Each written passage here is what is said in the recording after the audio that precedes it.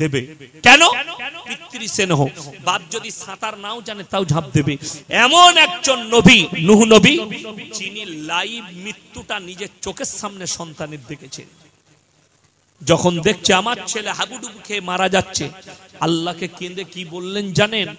লা আসিমাল ইয়াউমা মিন আমরিল্লাহ, ওগো আল্লাহ আমার ওরসজাত পুত্র, তুমি একে রক্ষা করো।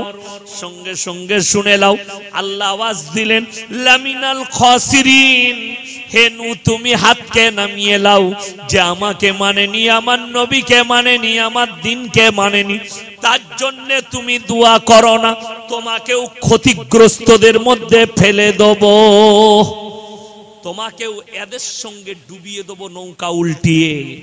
হাত নামিয়ে নাও, যে আমাকে মানেনি, আমার নবীকে মানেনি, আমাকে চ্যালেঞ্জ দিয়েছে, তার জন্য তুমি দোয়া করতে পাবে না।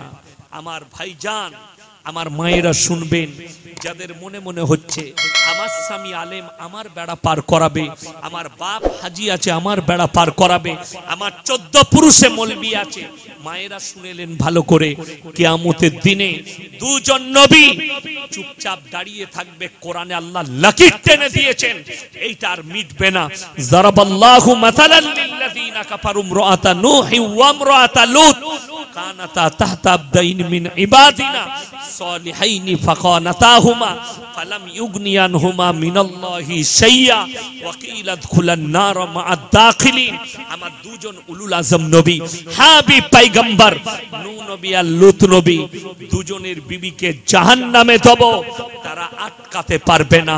নূহ নবী আর লূত নবীর বিবি জাহান্নামে যাবেন, আল্লাহ লাকির টেনে দিয়েছেন। কিয়ামতের দিনে দুজন নবী চুপ করে দাঁড়িয়ে থাকবে, এদের চোখের সামনে এদের বিবিকে জাহান্নামে দেওয়া হবে।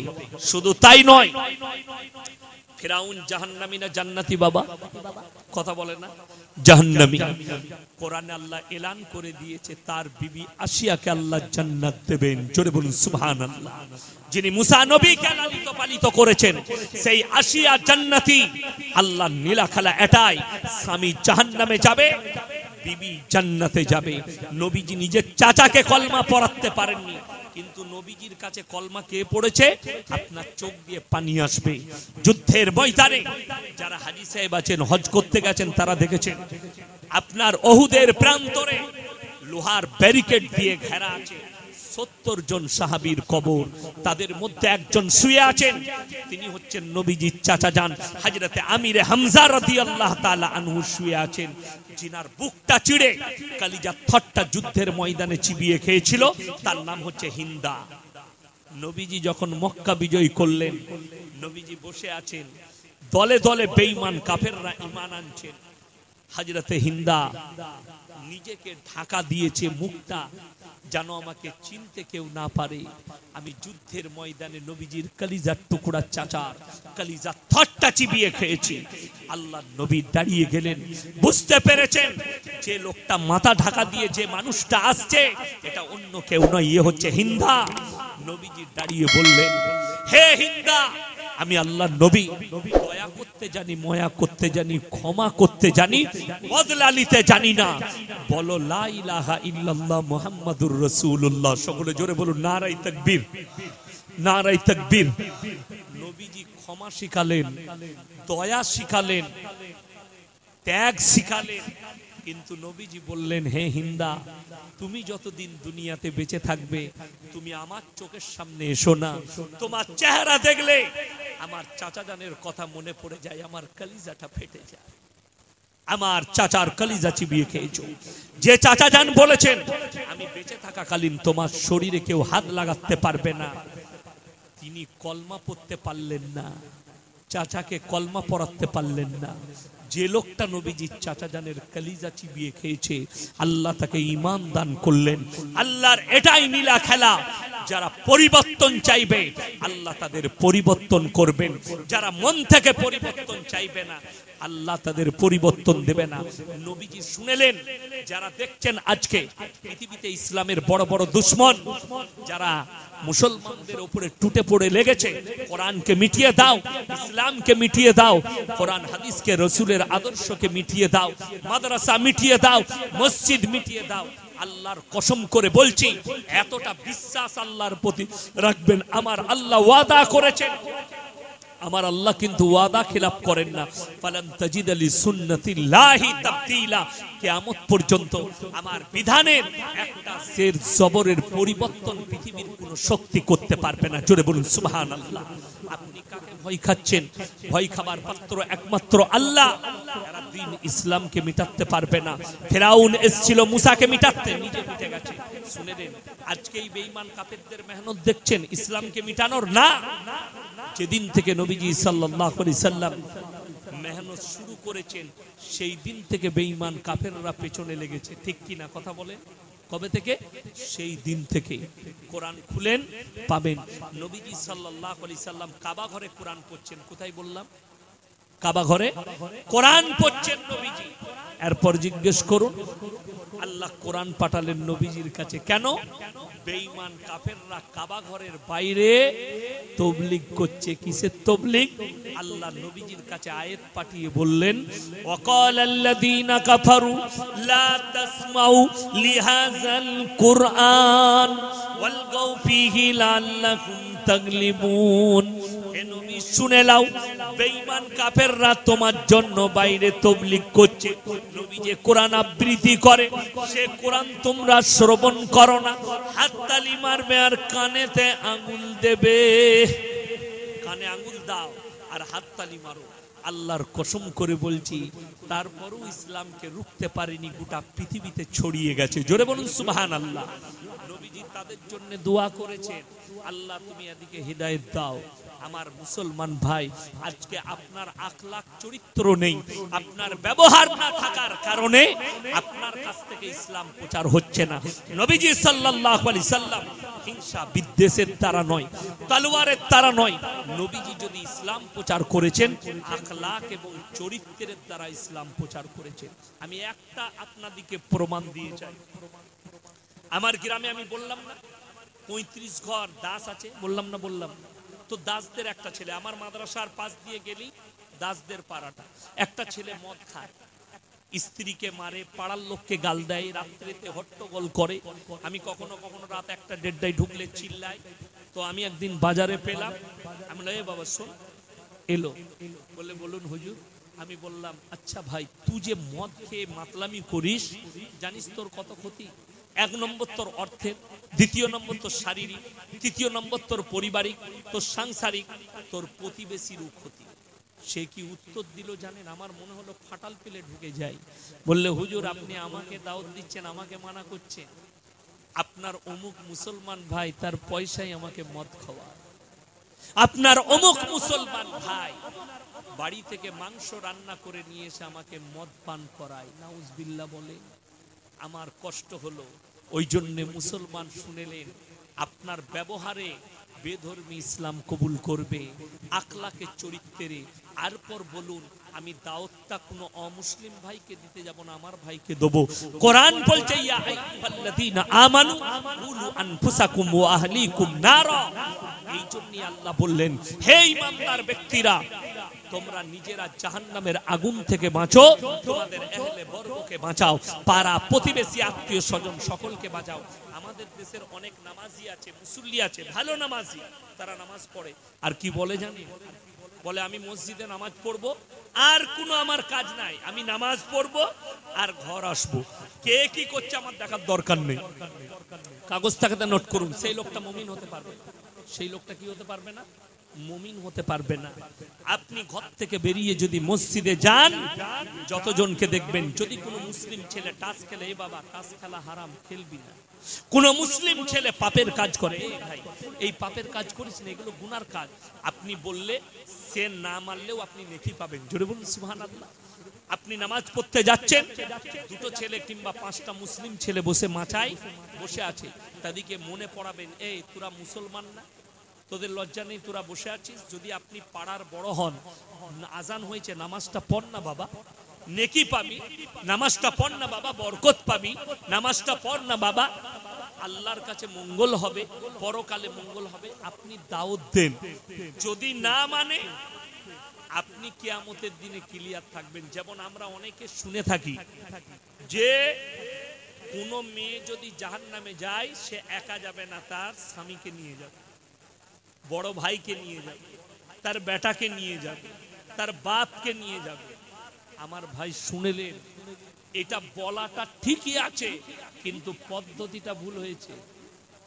যদি কোনো স্বামী তার স্ত্রীকে দাওয়াত দেয় যে তুমি নামাজ পড়ো, তুমি ভালো হও, তুমি মুমিন হও, তারপরে যদি সেই স্ত্রীর পরিবর্তন না আসে, কিয়ামতের দিনে স্বামী আর আল্লাহর কাছে দায়ী কি থাকবে না।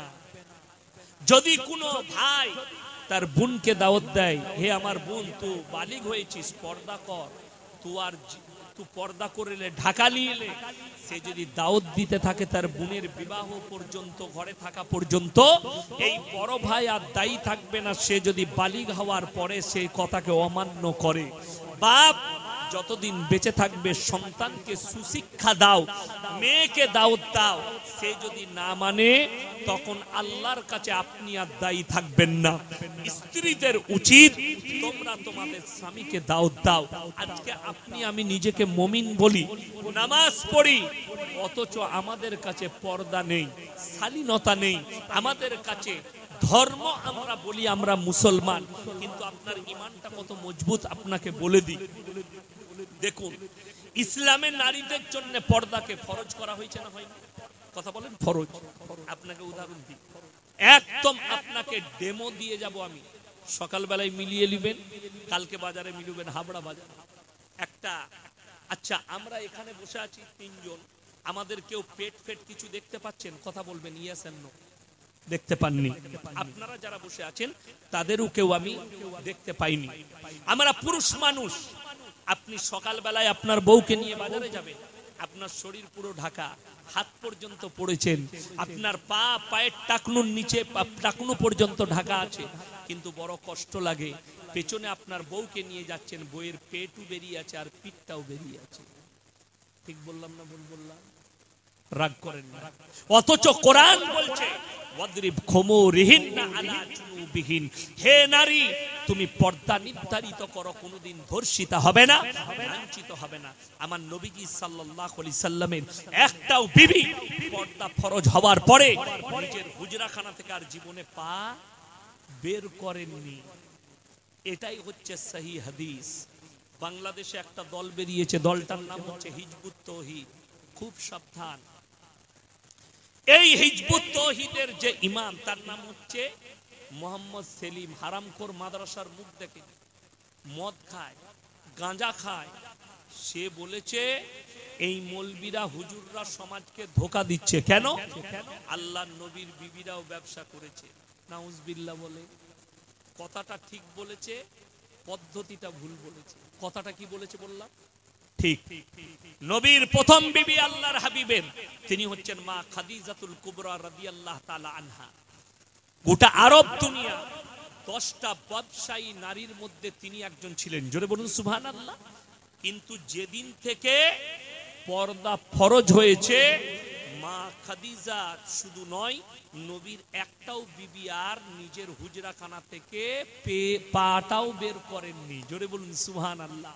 এটা হচ্ছে সহি হাদিস, বলার পদ্ধতি এটা। এই হারামখোর ধোঁকা দিয়ে তারা মেয়েদিকে বলছে তোরা বাজারে ঘোর, যা করবি কর। আপনাদিকে আরো বলে দিই, ইনি আর আমি বন্ধু অন্তরের, ধরেলেন একদম অন্তর। আচ্ছা, অন্তরের বন্ধু হলে ইয়ারকি হয় না হয় না? মজাক হয় না হয় না? হয়। তো ইনি আমাকে ইয়ারকি মেরে বলছেন, ইয়াসিন ভাই আপনার বইয়ের ব্লাউজের সাইজ কত? সম্পর্ক থাকবে না, শেষ হবে। হাসি নয়, আমি যেটা বলছি আপনাদেরকে বুঝিয়ে দিচ্ছি। সম্পর্ক থাকবে না, ছিন্ন হবে বাবা, সম্পর্ক শেষ হয়ে যাবে। এত বড় আস্পর্ধা। আমার বইয়ের ব্লাউজের সাইজ জিজ্ঞেস করলি, যদি আমি রাগী হই তো এক চর মেরেও দিতে পারি, ঠিক কিনা? কথা বলে সম্পর্ক শেষ। এত বড় কথা বলি, শুনেলেন?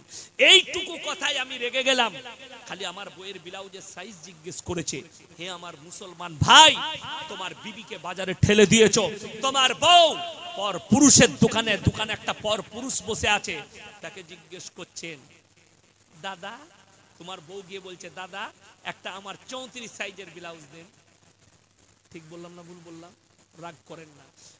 একটা পর পুরুষকে তোমার বন্ধু তোমার বইয়ের ব্লাউজ জিজ্ঞেস করেছে সাইজ, তুমি তার উপরে চটে গেলে, তার উপরে রেগে গেলে, তার উপরে তোমার বিদ্বেষ চলে এলো। তোমার বউ গিয়ে একটা পর পুরুষকে বলে তুমি এমন না মরদ, একটা বাজার তোমার বইয়ের ব্লাউজ কিনে দিবার ক্ষমতা নেই। হারামখোর চায়ের দোকানে 3 ঘন্টা বসে থাকে, বউ যদি বলে আমার প্রয়োজনীয় জিনিসটা এনে দাও, বলে তুই চলে যা বাজার।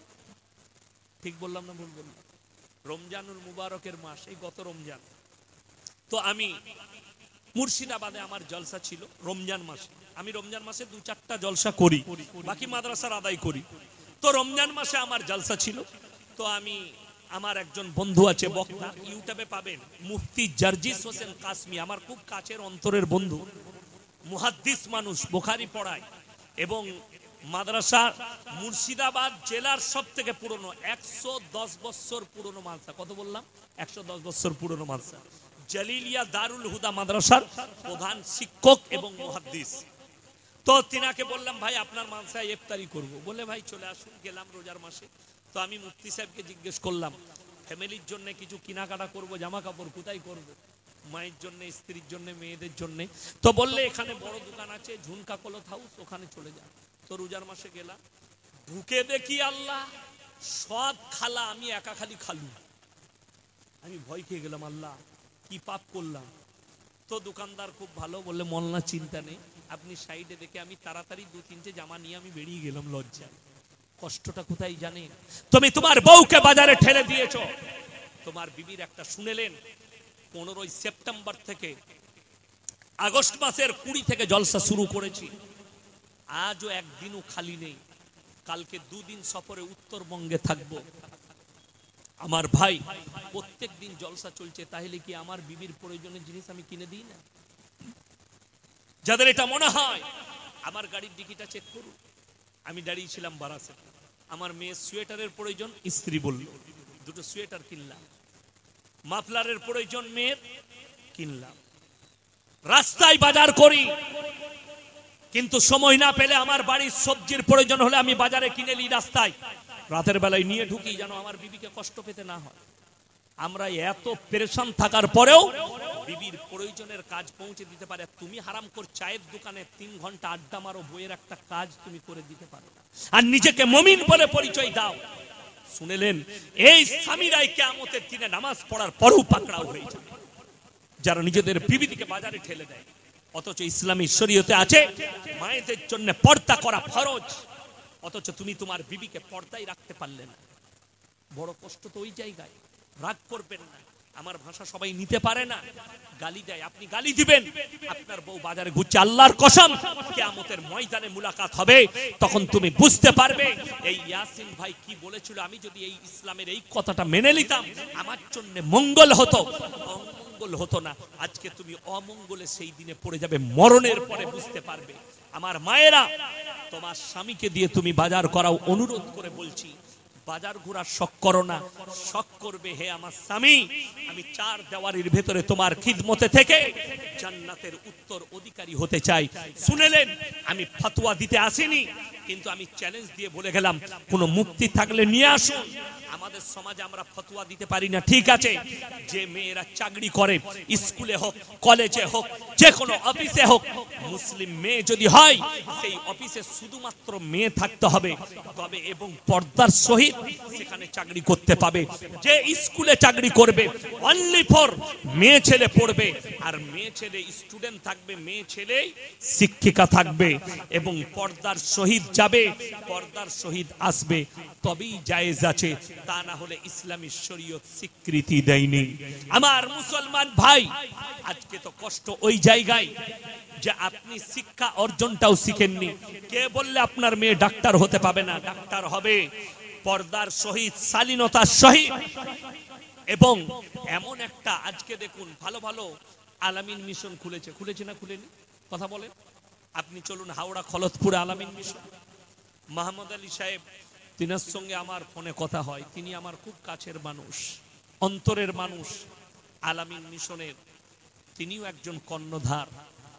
আমাকে ফোন করেন, আমার মাদ্রাসায় পয়সা দেন। সেই দিনই তিনি আর চলতে পারেন, আমি দোয়া করি আল্লাহ উনাকে সুস্থতা দান করুক, বলুন আমিন। তো আমার ভাই, এই আলামিন মিশন বলো আপনার জন্য যে কি উপকারী আমার সন্তানদের জন্য। আপনার ছেলেকে ভালো ডাক্তার করতে চান, ইসলামী শিক্ষার উপরে রেখে আজকে চলুন। আলামিন মিশন থেকে যারা ডাক্তার হয়েছে তারা নামাজি, জোরে বলুন সুবহানাল্লাহ, পরেজগার, কোরআন জানে, হাদিস জানে। যে মেয়েগুলো আলামিন মিশনে, আমি কয়েকটা আলামিন মিশন পরিদর্শন করেছি। কোথায়? আমাদের বাঁকুড়া কাঁটা দিকে আলামিন মিশন, সেখানে গেছি, পরিদর্শন করেছি। খাওয়া দাওয়া ব্যবস্থাপনা, মেয়েদের ওইদিকে ঢুকার কোনো, এমন কি পরিবারের যাকে কার্ড দিয়ে আছে সে না গেলে দেখা করতেও পাবে না। এবং তাদের নামাজের জন্য মসজিদ আলাদা ব্যবস্থা, ছেলেদের মেয়েদের 5 ওয়াক্ত নামাজ হচ্ছে, তাদেরকে মৌলী সাহেব রেখে কোরআনের শিক্ষা দেওয়া হচ্ছে, এবং ডাক্তার মাস্টার উকিল ম্যাজিস্ট্রেট সবই হচ্ছে, ঈমান বাঁচিয়ে হচ্ছে। আমার মুসলমান ভাই, আমি আপনাদেরকে অনুরোধ করব, নিজেদের ছেলে মেয়ে সকলকে সুশিক্ষা দিবেন, জোরে বলুন ইনশাআল্লাহ। আমার নবীজি সাল্লাল্লাহু আলাইহি সাল্লাম ইসলামের বুনিয়াদ আল্লাহ রেখেছেন শিক্ষার উপরে, এডুকেশনের উপরে। আজকে আপনার কাছে শিক্ষা না থাকার কারণে আপনি মারামারিতে জড়িত আছেন, আপনার কাছে শিক্ষা না থাকার কারণে আপনি একে অপরের ক্ষতি করেন, অথচ হাদিস জানেন না। আমার নবী, বিশ্ব নবী বললেন, তোমরা মুমিন ততক্ষণ পর্যন্ত হতে পারবে না যতক্ষণ পর্যন্ত তোমার কাছ থেকে তোমার প্রতিবেশী সুরক্ষিত না। ওই জন্য আমি বলি, বাবা, কেউ কি গালিগালাজ করবেন না, ভাষা খারাপ করবেন না, অশ্লীল ভাষা বলবেন না। যারা গালি দেয়, যারা অশ্লীল ভাষা ব্যবহার করে, হাদিসে আছে, বুখারী শরীফের হাদিসে, এটা মুনাফিকদের একটা বড় আলামত। ওই জন্য কেউ কি গালি দিবেন না, আপনার স্ত্রীকে, সন্তানকে, পরিবারকে। আমরা গেলে, যেমন কালকেই আমাকে প্রশ্ন করেছিল যে হুজুর, মা বাপের খিদমত সম্পর্কে বলি।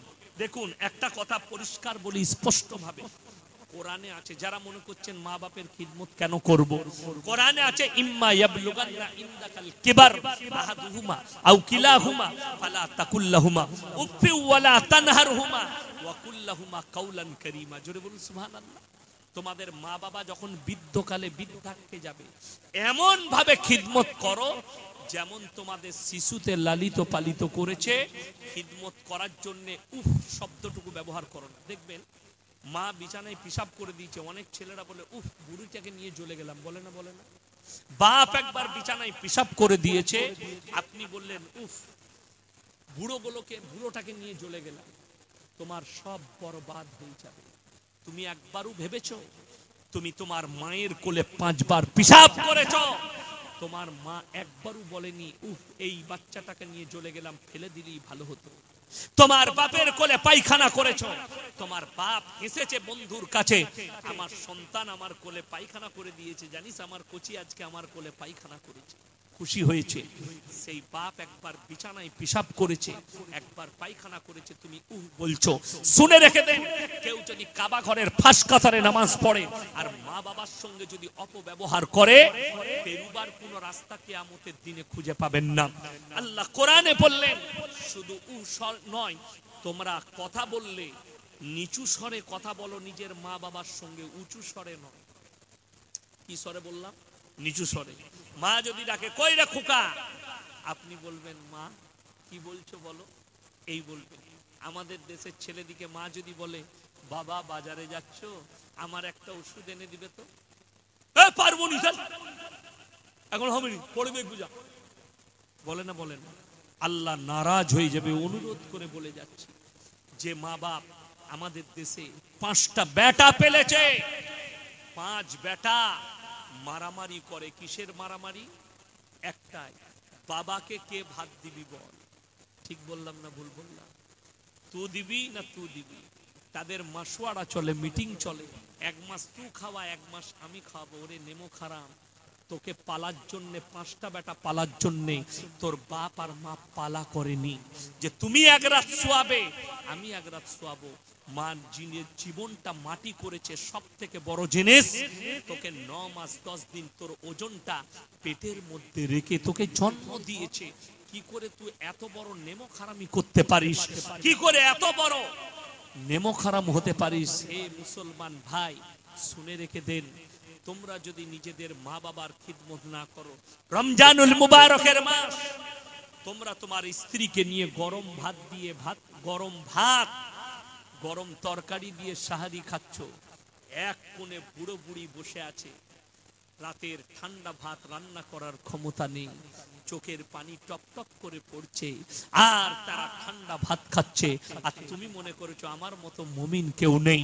শুনে রেখে দেন, সারা বৎসর যদি রোজা রেখে দাও আর ওই মা বাবার যদি চোখের পানি পড়ে যায়, জেনে রেখে দিবে তোমার রোজা আমার আল্লাহর কাছে মকবুল হবে না। শুনে রেখে দেন। কোরআন শোনাচ্ছি, এরপর একটা আয়াত শোনালাম। হযরতে মুসা নবী কার ঘরে লালিত পালিত হয়েছে? তাড়াতাড়ি বলুন। ফিরাউনের বাড়িতে। ফিরাউন আল্লাহর অস্বীকার করেছে না করেনি বাবা? অস্বীকার, এমন কি নিজেকে আল্লাহ দাবি করেছে। আল্লাহ যখন হারুনকে নবুয়ত দান করলেন আর মুসা নবীকে বললেন তুমি দাওয়াত দিতে যাও ফিরাউনকে, নবী মুসা বললেন আল্লাহ তার মতো নেমক হারামকে কিভাবে দাওয়াত দেব? আমার আল্লাহ উত্তর দিলেন, হে মুসা কুলু কাউলাল লাইয়্যিন, নরম করে বলবে, এটা কোরআন। হে নবী মুসা নরম করে বলবে, বিনয়ী ভাবে বলবে, ভালোবেসে বলবে, কুটি কথা বলো না। যেহেতু তোমাকে সে রাজশাহীতে বাপের দরজা দিয়ে তোমাকে রাজপ্রাসাদে লালিত পালিত করেছে, নম্র ভাষায় কথা বলবে। জোরে বলুন সুবহানাল্লাহ। আমার নবী বিশ্ব নবী জানাবে মুহাম্মাদুর রাসূলুল্লাহ, সকলে বলুন সাল্লাল্লাহু আলাইহি ওয়াসাল্লাম। নবীজির কথা শুনলেন। আমার নবী বিশ্ব নবীকে আল্লাহ কোরআনে বললেন, ফাবিমা রাহমাতিম মিনাল্লাহি লিনতালাহুম ওয়ালাউ কুনতা ফাজ্জান গালিজান কলব লানফাজ্জু মিন হাওলিক। হে নবী শুনে নাও, আমি তোমার হৃদয়কে নরম আর কোমল করেছিলাম বলে কেউ কোনোদিন তোমার কাছ থেকে দূরে সরে যায়নি। লানফাজ্জু মিন হাওলিক, আর আমি যদি তোমাকে কর্কশ ভাষী করিতাম সবাই তোমার কাছ থেকে দূরে সরে যেত। নবীজির ভাষা নরম ছিল, ব্যবহার নরম ছিল। তলোয়ারের দ্বারা নবীজি দাওয়াত দেয়নি। কুফারে মক্কা নবীজিকে রক্তাক্ত করেছেন, নবীজি তাদের জন্য দোয়া করেছেন। জোরে বলুন সুবহানাল্লাহ। নবীজিকে যারা গালি দিয়েছে নবীজি দোয়া করেছেন। আল্লাহর নবী সাহাবী আম্মার ইবনে ইয়াসিনের মায়ের দু পায়ে উট বেঁধে দুদিকে তাড়িয়ে দিয়েছে, আখ ফাড়ার মতো ফাড়া গেছে। হযরতে সাইয়্যিদানা বেলাল হাবশী রাদিয়াল্লাহু তাআলা আনহুর কোমরে দড়ি বেঁধে উটের পেছনে বাঁধা হয়েছে। যেদিনে নবীজি মক্কা বিজয় করলেন, সাহাবীরা দাঁড়িয়ে গেলেন তলোয়ার নিয়ে, আজকে আমরা বদলা নেব। আম্মার ইবনে ইয়াসিনের উপরে অত্যাচার, সাহাবীদের উপরে অত্যাচার। নবীজি বললেন কে বলছো বলো। নবীজি বললেন বসে যাও, আমার পাঁচটা কথার উপরে তোমরা আমল করবে। নবীজি আলটিমেট জারি করে দিলেন যেদিনে মক্কা বিজয় করলেন। হে আমার মুসলিম ভাই, যারা বিদ্বেষ রাখেন মনেতে, যারা মানুষকে কষ্ট দেন, পরিবারকে কষ্ট দেন, প্রতিবেশীকে কষ্ট দেন, তারা শুনে যান নবীজির আদর্শটা। আল্লাহর নবী বললেন, এক নম্বর তোমরা বৃদ্ধকে মারতে পাবে না, দুই নম্বর তোমরা বৃদ্ধাকে মারতে পাবে না, তিন নম্বর শিশুকে মারতে পাবে না, চার নম্বর আত্মসমর্পণ করলে মারতে পাবে না, আর পাঁচ নম্বর কাবা ঘরে প্রবেশ করলে মারতে পাবে না। জোরে বলুন না সুবহানাল্লাহ। নবীজি আলটিমেট জারি করলেন। এরপর ভেবে দেখুন আপনার আমার দ্বারা কতজন কষ্ট পাচ্ছে। আপনি ফজরের নামাজ পড়ে, আমাদের দেশের একটা রোগ খুব খারাপ, প্রত্যেক গ্রামে একটা করে চায়ের দোকান খুলে যায় ফজরের পরে। খুলে না? খুলে না? প্রত্যেক গ্রামে, পশ্চিম বাংলায়, শুধু পশ্চিম বাংলায় নয়, গোটা ভারতবর্ষে ফজরের পরেই একটা করে চায়ের দোকান খুলে যায়। আমার ভাই, আমাদের দেশের কিছু মুসল্লি আছে ফজরের নামাজের পরে চায়ের দোকানে বসে গোটা গ্রামের লোকের চুগলিগুলো, গীবতগুলো ওখানেই করে। রাগ করে না, বাস্তব বললাম। আর হাদিসে আছে আর কোরআনে আছে, যারা গীবত করলো তারা যেন নিজের মরা ভাইয়ের মাংস খেল। এটা কোরআন। আপনি ফজরের নামাজ পড়ে বসি গীবত করতে লাগলেন, কার? ইমামে, কার? প্রতিবেশীর, কার? একজনের মেয়ের, কার? একজনের ছেলের। তো আপনি ওইখানেই বসে মরা ভাইয়ের মাংস খাওয়ার পাপ করলেন, তো আপনার নামাজটা রইল না ধ্বংস হলো? নামাজ ধ্বংস হয়ে গেল। এই সন্তানের হক বললাম যে বাবা মায়ের খিদমত করবে। বাবা মারা শুনে যান, আমাদের বাবা মারা মনে করে খালি সন্তানের হক, তারা বাবা মার খিদমত করবে। আল্লাহ কিন্তু কঠিন ভাবে হিসেব করবেন। কিসের? হকের। কিসের বললাম? হকের। হিসেবটা কঠিন নিবে। যে মা বাবা তার সন্তানকে দুই দুই করে, একটা ছেলেকে বেশি সম্পত্তি আর একটা ছেলেকে কম, এটা করে, সেই বাম্মাও কিন্তু কিয়ামতের দিনে ফেসে যাবে। শুনেলেন? বেশি দিতে পাবেন কখন? বাবা তুই চাকরি করিস কলকাতায়, তোর পয়সা একটু বেশি, তা একটু জায়গা জমি একটু বেশি দিই ছোট ভাইকে। তো বড় ভাই বললে, হ্যাঁ মা, আমার চাকরি আছে, আল্লাহ আমাকে দিয়েছে, তুমি ছোট ভাইকে পয়সা দাও, জায়েজ আছে। কিন্তু চালাকি করে বড় বেটাকে ফাঁকি দিয়ে ছোটকে দেওয়া, কিংবা ছোটকে ফাঁকি দিয়ে বড় বেটাকে দিয়া। আমাদের দেশের অনেক নেমো খারাম আছে, নামাজ তো 5 ওয়াক্তের পড়ে, মা বয়স্ক কিংবা বাবা বয়স্ক, বললে বাপকে আমি ডাক্তারখানা নিয়ে যাচ্ছি, কোথায় রে? বললে হাবড়ায়। গিয়ে রেজিস্ট্রারি অফিসে টিপ নিয়ে বাপের মালগুলো নিজের নামে করে নিয়ে চলে এসছে। 1 মাস পরে বাপ মারা গেছে। ভাই, বড় ভাই, মেজো ভাই এসে বললে, তাহলে জায়গা সম্পত্তি ভাগ কর। ভাগ কিবা? তুই তো আমার নামে। ওরা তো অবাক, কবে হলো বে? হযরত তাহাজ্জুদ পড়ে, তুই কেলানি ছাড়া আর কিছুই পাবি না। কবরে যা বুঝবি, তোমার নামাজ কবুল হবে না। তুমি 2 নম্বরই করে ভাইয়ের সম্পত্তি মেরেছো। ইসলাম এটাকে স্বীকৃতি দেয় না কোন রকমের। হক হক বুঝিয়ে দেন। কেউ যদি স্ত্রীর হক মারে, সেও পাকড়াও হবে। কোন স্ত্রী যদি স্বামীর হক মারে, সেও পাকড়াও হবে। কোন সন্তান যদি বাবা মায়ের হক মারে, সেও পাকড়াও হবে। কোন মানুষ প্রতিবেশীর হক মারলে সেও পাকড়াও হবে। প্রতিবেশীর হক মানে শুনেলেন, তোমার ঘরের পাশে কে বসবাস করছে দেখো না। নবীজি বললেন, সে দলিত হোক, আদিবাসী হোক, হিন্দু হোক, যেই হোক, সে যদি ক্ষুধার্ত হয় খাবার দাও, বস্ত্রহীন হলে বস্ত্র দাও, বিপদে পড়লে পাশে দাঁড়াও। ইসলাম এত সুন্দর। নবীজি বললেন, হাদিসে আছে, তোমার বাড়ির দেওয়ালটা এতটা উঁচু করো না যে তোমার পাশের গরিবের গরিবিটা না দেখতে পাও। আমরা আজকে গরিবের গরিবিটা দেখতে পাই না। আমি সেদিনের জলসা কলকাতায় টালিগঞ্জে ছিল, জলসা করেছি টালিগঞ্জের ভেতরে ঢুকে। তো সেখানে বলে এসছি, শোনো, আমাদের সমাজের লোক মনে করে যারা গ্রুপ লোন নিচ্ছে তারাই একা পাপী, যারা বন্ধন লোন করছে তাই সেই গরিবরাই পাপী। শুনেলেন, সেই গ্রামে তারা একা পাপী হবে না, সেই গ্রামের যারা ধনী থাকবে তারাও পাপী হয়ে যাবে। যদি বলেন কেন? যাকাতের সিস্টেম নেই, তুমি যাকাত দাও না। কোরআনে যত জায়গায় আল্লাহ নামাজের কথা বলেছেন, আকিমিস সালাহ ওয়া আতুজ যাকাত, আপনি নামাজটাকে নিয়েছেন, যাকাতটাকে ছেড়ে দিয়েছেন। অথচ আপনার উপরে যাকাত ফরজ হয়ে আছে। যদি গ্রামে 10টা বড় লোক থাকে, তারা যদি বছরে 50,000 করে যাকাত তাদের বেরোয়, তো যদি 10 জন হয়, 50 জনে 5 10 কত হবে বাবা? 5 লাখ টাকা। 5 লক্ষ টাকা। তো যদি 5 লক্ষ টাকা হয়, যদি বলেন এই বছরে যাকাত বেরিয়েছে 5 লাখ, 2.5 লাখ করে ভাগ করে দে, কিংবা 1 লাখ টাকা বাইরের মাদ্রাসাওয়ালাকে দাও, 2 লাখ করে 4 লাখ দুটো গরিবের বাড়ি করে দাও, তাদেরকে আর গ্রুপ লোন নিতে হবে না। কিংবা এই বছরে অমুকের মেয়ে গরিব মানুষ বিয়ে দিতে পারেনি, ওই যাকাতের টাকায় তার মেয়ের বিয়ে দিয়ে দিই, উপকার হবে না? হবে না। তাকে আর নিতে হবে বন্ধন লোন, গ্রুপ লোন? আজকে বড় লোকরা হিসেব করে যাকাত দেয় না। ওই জন্য মিটিয়া বুরুজের হাওড়ার ধনীদের জন্য আমি দোয়া করি। পশ্চিম বাংলার এমন কোন মাদ্রাসা নাই যেখানে হাওড়া আর মিটিয়া বুরুজের ধনীদের পয়সা যায় না যাকাত। আমি নিজে রমজান মাসে আসি, জাহাঙ্গীর লস্কর ভাই আছে, 700 মাদ্রাসাকে পয়সা দেয়, আমিও যাই।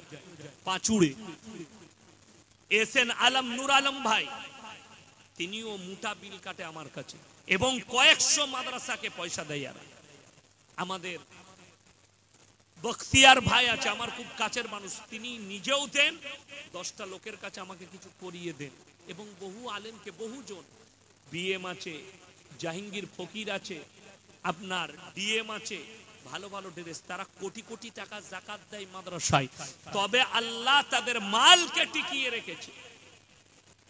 তারা গরিবের হক, এতিম মিসকিনের হক ফেলে দেয়। হাওড়ায় হাজি সাহেব আছে, হাজি শাহানুর উস্তাকার, আমাকে বেটা বেটা করে, কয়েক কোটি টাকা যাকাত দেয়। আল্লাহ মালও দিয়েছেন, বরকতও দিয়েছেন। আমি সবসময় দোয়া করি, আল্লাহ তুমি এই ধনী দিকে বরকত দাও, ইনাদের ইজ্জতে বরকত দাও। আপনি চলুন, আমার এলাকায় সব থেকে বড় রাইস মিল আমার এলাকায়। এখন আপনারা রাইস মিলের চাল খান না? কথা বলেন কিনে? আমার এলাকায় আপনারা দেখবেন, টিভিতে অ্যাড দেখেছেন, লাল বাবা গোল্ড অ্যাড দেখেননি? ভদ্রেশ্বর রাইস মিল সব থেকে বড় আমার বাড়ির কাছে। যেমন ভদ্রেশ্বর রাইস মিল নাম, মালিকরাও এত অতি ভদ্র বলে বোঝানো যাবে। আমার মাদ্রাসায় জলসা হয়, চাল পাঠিয়ে দেয়, যেতে হয় না। এবং আগে আমি ভাবতাম যে এই মিলের চালগুলোয় পাউডার পালিশ দেওয়া হয়, রবার পালিশ দেওয়া হয়। এখন কিন্তু আমি জেনেছি, গিয়ে নিজে দেখেছি যে এরকম কিচ্ছু দেওয়া হয়।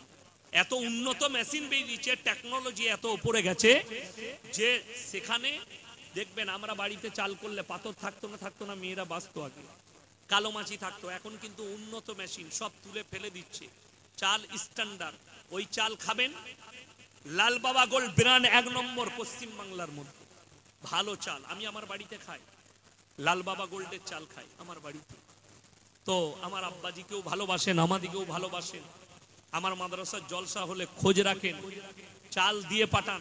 এলাকায় যত মিল আছে, আমার একজন ভাই আছে, কি বুঝলেন, রাইস মিল। আমাদের মাদ্রাসার সেক্রেটারি আছে, দেশবন্ধু রাইস মিল, মুড়িও তৈরি হয়। আমার মাদ্রাসার কেসিয়ারদের রাইস মিল আছে, আনন্দ রাইস মিল। আমার মাদ্রাসার আরো একজন মেম্বার আছেন, রাজু বাবু, কি বুঝলেন, আমিন রাইস মিল, বুঝলেন। আমার আর একজন হালিম ভাই আছে, কি বুঝলেন, হালিম ভাই, এসটি রাইস মিল। ডেকে পয়সা দেয় রমজান মাসে, ভাই এসে যাকাতের পয়সাটা নিয়ে যাবেন। আমি যদি বলি রমজান মাসে আল্লাহর রহমতে দোয়া রাখবেন, 180 ঘর দলিত ভাই একসাথে ইসলাম কবুল করেছে। জোরে বলুন সুবহানাল্লাহ। আমার এলাকায়, থানাটার নাম হচ্ছে আউসগ্রাম থানা। যদিও সবারই কার্ড এখনো আমি ক্লিয়ার করতে পারা যায় না, সবারই হচ্ছে আস্তে আস্তে, কিন্তু সবাই কবুল করেছে। মসজিদও হয়ে গেছে, নামাজও পড়ে।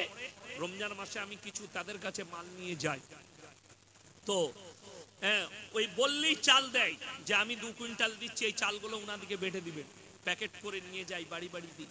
দেখুন, দান করলে 3 জায়গায় খরচ করবেন। আল্লাহ যেদিকে টাকা দিয়েছে, ক জায়গায় বললাম, 3 জায়গায়। ওয়া আতিদাল কুরবা হাক্কাহু ওয়াল মিসকিন ওয়া ইবনাস সাবিল ওয়া লা তুবাদদির তাবদীরা।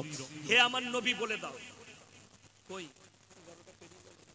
বক্তা, কই বক্তা নিয়ে আসুন। ওয়া আতিদাল কুরবা, 1 নম্বর তোমার কাছের গরিবের খেয়াল রাখবে। কার বললাম? কাছের। ওয়া আতিদাল কুরবা, তোমার কাছে যে গরিব আছে তার খেয়াল রাখবে। ওয়া ইবনাস সাবিলি ওয়া লা তুবাদদির তাবদীরা ওয়াল ইয়াতামা ওয়াল মাসাকিন, এবং এতিম আর মিসকিন কোথায়? এতিম মিসকিন বেশি কোথায় থাকে বাবা? মাদ্রাসায় থাকে না, থাকে না? সেইখানে দাও। ওয়া ইবনাস সাবিলি ওয়া লা তুবাদদির তাবদীরা। রমজান মাসে মুসাফির থাকে না, থাকে না? কথা বলে, মুসাফির আসে না আপনাদের দরজায়? মাদ্রাসাওয়ালারা মুসাফির আসে। এই 3 জনের যারা হাত পাতায়, যারা হাত বাড়িয়ে দেবে, আল্লাহ এদের মালেতে বরকত দিবে। জোরে বলুন সুবহানাল্লাহ। এরপর যাদের মাল আছে তারা শুনেলেন, আল্লাহ কেড়ে কখন নেয়? ইন্নাল মুবাদদিরিনা কানু ইখওয়ানাশ শায়াতিন ওয়া কানাশ শাইতানু লিরাব্বিহি কাফুরা। আমি আল্লাহ মাল কেড়ে নিই তখন যখন তারা অপব্যয় শুরু করে দেয়। অপব্যয় কাকে বলে? আল্লাহ কোরআনে বললেন, যারা অপব্যয়কারী তারা শয়তানের ভাই। কার ভাই বললাম? শয়তানের ভাই। কোরআনে বলছে আল্লাহ, শয়তান জান্নাতি না জাহান্নামী বাবা? জাহান্নামী। তো তার ভাই যে হবে সে জান্নাত পাবে? সে কখনো জান্নাত পাবে না। আমার ভাই এদিকে শুনেলেন, লাস্ট শব্দ, কলিমুল্লাহ ভাই আসছেন, ছেড়ে দেবো, আপনারা শুনেলেন, আমার লাস্ট শব্দটা শুনেলেন। এরপরে ইসলাম বলছে, কোরআন কত সুন্দর কথা বলছে দেখুন। ফুজুল খরচ, অপব্যয় কাকে বলে? মদের পেছনে টাকা খরচ, গাঁজার পেছনে, লটারির পেছনে, সুদের পেছনে, মেয়ের পেছনে, গান বাজনায়, ইসলাম বিরোধী কাজে যারা টাকা খরচ করে, এইগুলোই হচ্ছে অপব্যয়। আল্লাহ তখন টাকাও কেড়ে নেয় এবং কোরআনে বললেন তারা শয়তানের ভাই। আল্লাহ কোরআনে বললেন, শুনেলেন, একটা আপনার পাড়ার ছেলে বই কিনতে পারছে না, স্কুলে ভর্তি হয়েছে, টাকা দেন, নেকির কাজ, আপনি বদলা পাবেন। শুনেলেন, ইসলামের জন্য আর দিনের খাতিরে যারা টাকা খরচ করে, এই টাকার হিসেব আল্লাহ নেবেন না, শুধুমাত্র বদলা দিবেন। জোরে বলুন সুবহানাল্লাহ। এই যে জলসায় আপনারা অনেকে চাঁদা দিয়েছেন, গ্রামের মানুষ, পাড়ার লোক যারাই চাঁদা দিয়েছে, অনেক জনের মনে হবে ভাই জলসা করে কি লাভ? কোরআন হাদিসের আলোচনা হলো, আরো কোরআন হাদিসের আলোচনা হবে। আমার ভাই এই রকম দিনী জায়গায় পয়সা খরচ করলে এর বদলা আল্লাহ দেবেন, কিন্তু এর হিসেব আল্লাহ নেবেন না।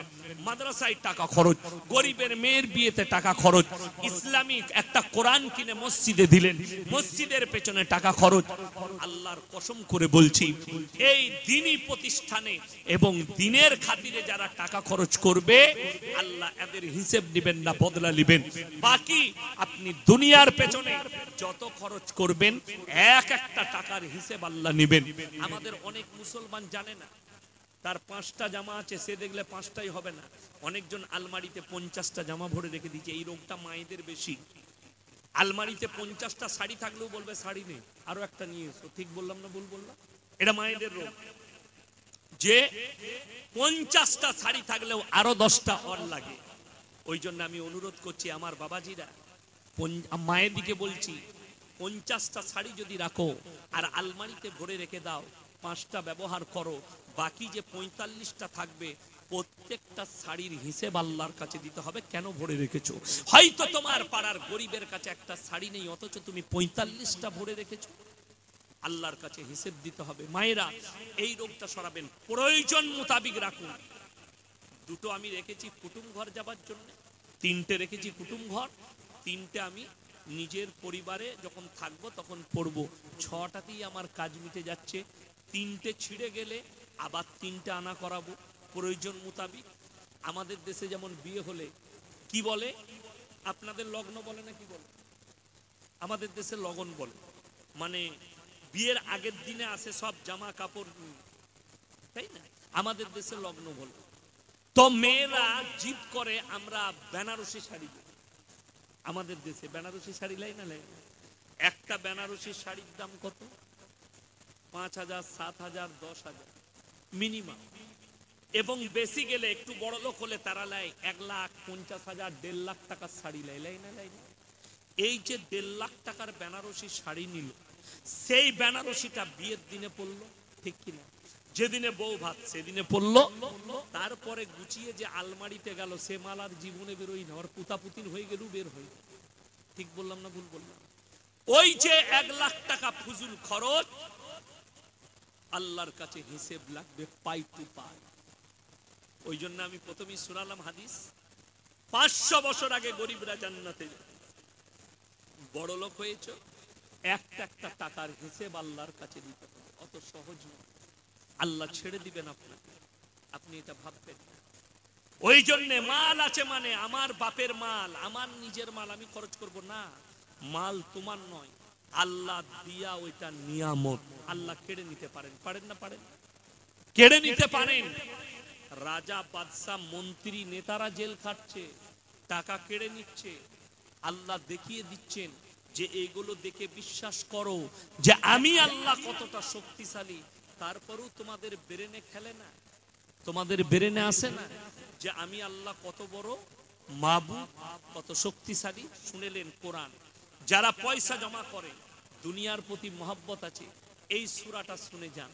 ওয়াইলুল লিকুল্লি হুমাযাতিল লুমাযা الذي جمع مالا وعددا يحسب أن ماله أخلدا كلا لينبذن في الحطمة وما أدراك ما الحطمة نار الله الموقدة التي تطلع على الأفئدة إنها عليهم مؤصدة في عمد ممددة قرآن ويل لكل همزة لمزة হে নবী, পৃথিবীর মানুষকে বলে দাও, তোমাদের মধ্যে কিছু এমন লোক থাকে, পেছনে একরকম সামনে একরকম। আপনি বাজারে যান, সালাম আলাইকুম ভাই, ভালো আছেন? কতদিন দেখা হয়নি তোমার সাথে, ভালো আছেন তো? হ্যাঁ। যেমনি চলে গেল বলছে এখনো মরেনি, বেঁচে আছে। এমাল আছে না? না। আপনার পেছনে একরকম, পেছনে বলে শালা, সামনে বলে ভাই। কোরআন এটা, তোমার পেছনে একরকম বলবে, সামনে একরকম। এবং আল্লাযী জামা আমালান ওয়া আদ্দাদা, তারা মাল জমা করে, বারবার গুণয়ন করে, কত টাকা জমিয়েছি, কত টাকা ব্যাংক ব্যালেন্স করেছি। ইয়াহসাবু আন্না মালাহু আখলাদা, আর তারা মনে মনে ভাবে এই ধন সম্পদ আমাদের কাছ থেকে কোনোদিন যাবে না। গুনে গুনে রেখেছি ব্যাংক ব্যালেন্স আলমারিতে, এই ধন সম্পদ যাবে না। আল্লাযী ইয়াহসাবু আন্না মালাহু আখলাদা, আল্লাহ কোরআনে পরের আয়াতে বললেন কাল্লা লায়ুমবাযান্না ফিল হুতামা, আমি তাদেরকে হুতামায় নিক্ষেপ করব। নবীজি জিজ্ঞেস করলেন ওয়ামা আদরাকা মাল হুতামা, ওগো আল্লাহ হুতামা কি জিনিস? হুতামা একটা জাহান্নামের নাম। ওয়ামা আদরাকা মাল হুতামা, আল্লাহ বললেন নারুল্লাহিল মুকাদা, সেটি আমার একটি প্রজ্বলিত আগুন। আল্লাতী তাত্তালিউ আলাল আফইদা, এমন আগুন যার মধ্যে কোনো পদার্থকে ফেলিলে সেটাকে চূর্ণ বিচূর্ণ করে দেয়, সেটাকে চূর্ণ বিচূর্ণ করে দেয়। ইয়াহসাবু আন্না